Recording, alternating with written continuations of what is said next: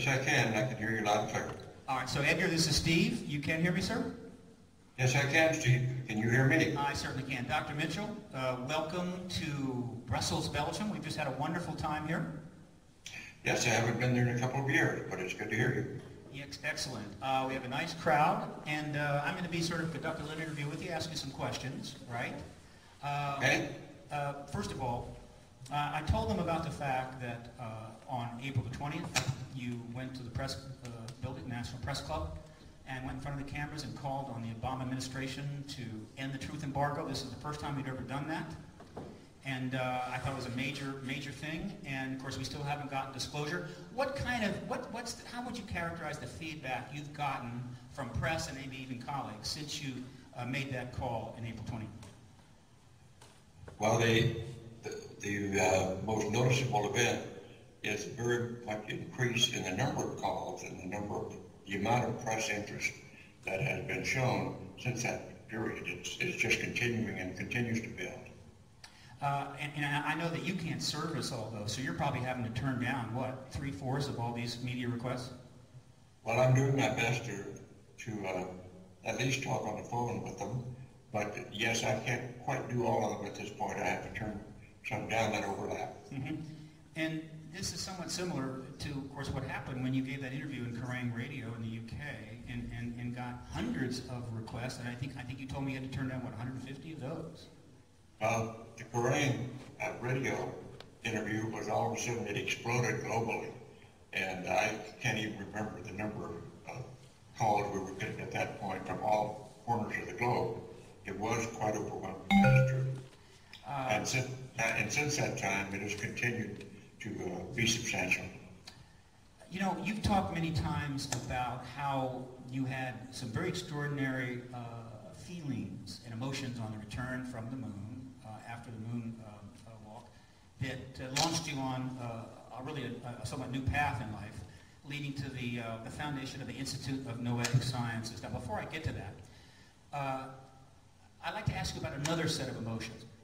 You have been going out in front of the public and the people for over 10 years, basically making essential fundamental statements about your belief on the validity of the ET presence and the validity of Roswell. How does it feel emotional after all of that time to start seeing the media giving you so much opportunity to talk, coming to your door? How do you feel about that? Well, for me, it was a matter of getting confirmation of things. And eventually I got confirmation of my Roswell information since I grew up there. And I got that from the highest levels in our government, although they would now say that it wasn't quite as clear as that. However, it was sufficient evidence for me to say, okay, I'm ready to talk about it. And it was many years, but waiting for that one single event, which I could say confirmed for me what I had thought and was seeing and believing. Mm-hmm. And all it's just a matter of telling what I know. Have I heard you say, I know I heard you at the Institute of Noetic Science when you presented there. I think you have said one or more times that you're also convinced that they have made substantial progress on the work they're doing with those, at least that one or more crash vehicles, and have made some technological progress there within the secret labs. Do you feel that way? Yes, I think there has been progress made. I cannot say personally how much, but I would not be surprised that many of the sightings that we have today are homegrown as opposed to alien. Mm-hmm. All right, I'm going to switch the subject now. I can validate. Okay. Something else just recently happened, which is, to me, just so cool. First, again... I'm sorry? Repeat what you said, the question. Something just happened, which I think is just really quite amazing and wonderful. Let me bring it up. First, remember, after 10 years, you're getting enormous press attention to your views. The media is covering it, and you're having greater and greater impact on this ET issue, which is big in and of itself. But as we know, when you got back from the moon, you founded the Institute of Noetic Sciences to study consciousness, right? From a range of perspectives. And the Institute has come along. It's not been an easy road. It's not easy to get funding for that. So it's had its ups and downs. And I believe recently you were, during a kind of a shake-up there, you came back in as, I think, the board chairman again? Or temporarily, I did, just as a holding action until things settled down a little bit, and then I turned it over to one of our native people. So then, out of nowhere, it seems, Dan Brown publishes the mega book, the blockbuster book, 5 million run off of Random House. It's in every airport in Europe. I tell me because I've been in every airport in Europe. And lo and behold, the Institute of Noetic Science is prominently featured in this book, which is clearly going to give the Institute a massive public relations boost and maybe change the whole equation for its work and funding. Did you know that this mention was going to be in that book? No, I did not until it happened. And I'm very delighted, and we have talked about this, and the folks that are managing on a day-to-day basis out at Noetics are prepared to move out and to utilize this, and in cooperation with Dan Brown, to make this a rather significant event, and to bring these types of thinking, this type of thinking, more to the forefront. This is, again, a synchronicity that is hard to comprehend, but the fact that you didn't even know that he does this, he doesn't tell you, it's almost like he understands this, he's been following it, he decided to sort of present your work with this wonderful gift, right? Something like that. And I will say that recently, I know there's follow-on effort going on, because some of my papers, early papers regarding the Institute, have been requested for subsequent publication, and so more is coming out of this. It's very nice. Thank you.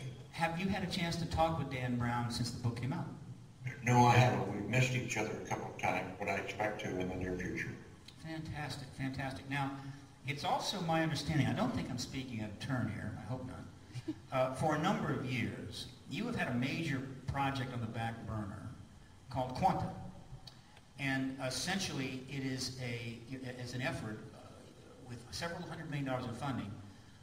You have already lined up, ready to go, some of the top quantum physicists in the world to come together under massive funding to take the study of the relationship between consciousness and matter to the next level. Do you think that this extraordinary publicity breakthrough could help with the quantum progress?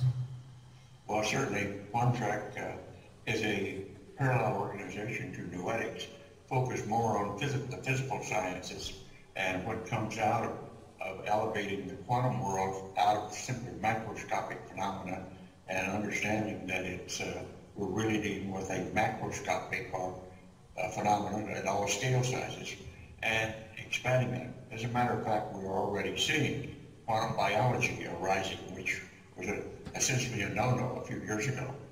And there are many ramifications. This whole area of quantum mechanics and it applied to larger scale sizes is really the frontier at the moment. And much is going to come out of that that's even unpredictable at this point, as all the beautiful and wonderful new understandings come out of it. However, like all science and all technological development, it is our spiritual and moral evolution that's important, that we use our development for our betterment as opposed for our destruction. And that's always a challenge we humans have had. Yes, quantax. Whoops, I misspoke. I may be stepping on the wire here. You know, I mentioned to the audience, Edgar, that, you know, before you started speaking, another man had been out there for 20 years trying to raise this issue. And of course, I'm referring to astronaut Gordon Cooper. Obviously, when he tried to bring this out, it was early. It was not easy, and it didn't go well. But nevertheless, he kept it up right up until pretty much near the end of his life. I don't know how much you overlapped with the period when he was talking bluntly about it and you were talking bluntly, but did you have much communication with Gordon at all about what he was seeing?